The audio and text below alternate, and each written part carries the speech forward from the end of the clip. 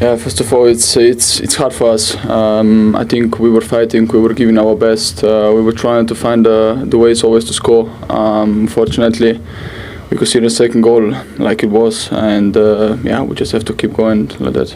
From your own point of view tonight, getting a couple of goals, how good does that feel? And is there a sense of relief maybe personally? No, it's just, of course, it's easier for me, but it's really important also for team that I can help them that way. It's my job in the end of the day to try to help the team as much as possible. Yeah, we still got a draw with that, and I think we have to keep moving from that. From your own point of view, was it a case of making sure you kept getting involved, trying to take the chances and not worrying about the ones you missed? Yeah, of course. It's always important just to try to commit to the chances over and over again. Try to bring the balls inside the box because we were creating a lot of chances, and that's the most important. And we just have to keep pushing with those kind of situations. It's been a difficult last 48 hours for the club.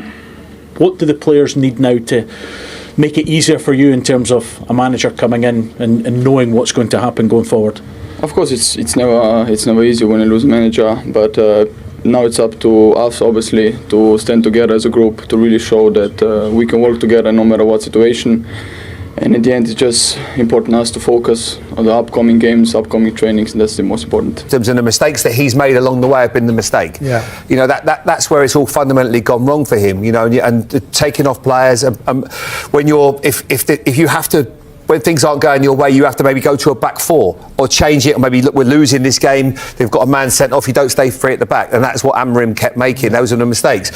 So even if the next manager comes and wants to play three at the back, you can still have success playing it. Do I think it's the way forward for Man United? No, because it's more of a counter-attacking system, but it is still a good system. Just on that point, Jamie, we can show you the stats from the game. You talk about the counter-attacking system of the three at the back and the difference that maybe it makes if you do play four at the back for Manchester United and you get Bruno Fernandes playing up higher the pitch. 30 shots that Manchester United have had, the most they've had in a Premier League game this season. This has come away from home, remember, as well. And expected goals figure is two more than Burnley. So you'd normally expect to be winning a game on that basis, but they've had one fly in from the deflecting for in the first half, and then Jane Anthony has scored that cracking equalising goal as well. Did you see the evidence that this is the way forward?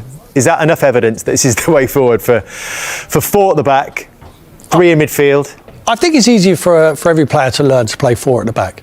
I think they're better set up to do that. They need to get in support of Sesko, so it helps you get support of him. Get Bruno Fernandes on the ball further up the field. Ugarte and Casemiro is not the answer in the midfield area. They need someone in there. If they're going to get Bruno on the ball and Cunha on the ball, they need them on the ball higher up the field and more often than what they did tonight. And if they do that, I think they can cause problems, they can create chances, and they can win football matches.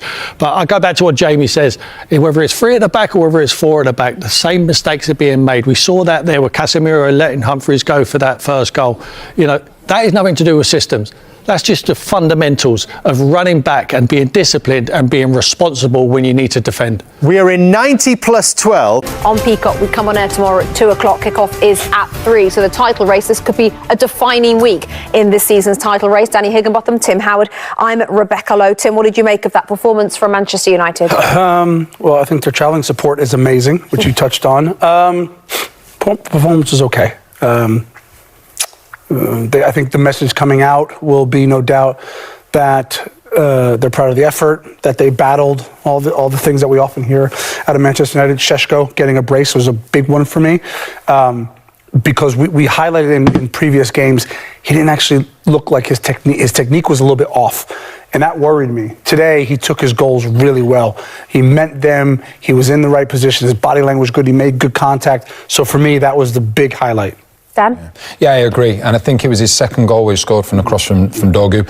That is what people class as a Manchester United goal. Getting out wide balls into the box and the centre forward. But for me, the biggest issue is they are, I think, third behind the top two is in terms of goals scored.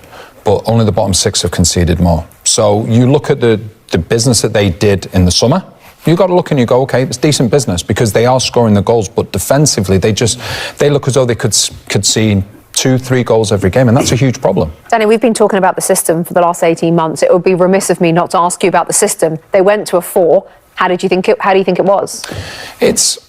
Don't get me wrong, systems are important because you will play multiple systems in a game. But for me, that's not the big problem for Manchester United. Manchester United haven't played a back three for the last 10 years.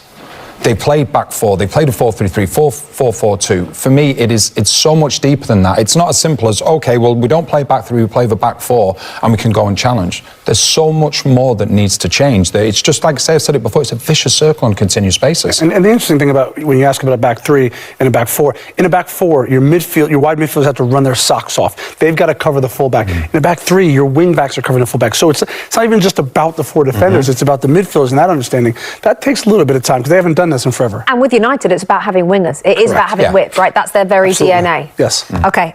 But Man United stuck with it. You know, I think he made a few tweaks second half, Fletcher. Hopefully they can go on a run now, but you know, it's still poor, isn't it? You know, like we talked about control. Did the system look better though? It's not about the system. All right. I mean, that the goal point there of it was getting you your saw best there. players in the right position. Yeah, but people talk about three at the back's not a bad system. It's a good system, but the players that he's played in those systems and the mistakes that he's made along the way have been the mistake. Yeah. You know, that's where it's all fundamentally gone wrong for him. You know, and taking off players. When if you have to. When things aren't going your way, you have to maybe go to a back four or change it, or maybe look, we're losing this game, they've got a man sent off, you don't stay free at the back, and that's what Amorim kept making. Those are the mistakes.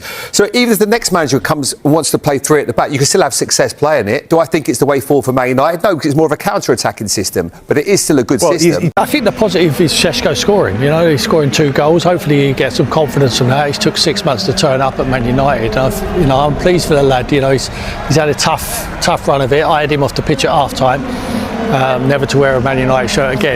I wasn't going to remind you, Tim. I wasn't going to take you there. No, listen. I stand by what I say. He's not good enough to play for Man United.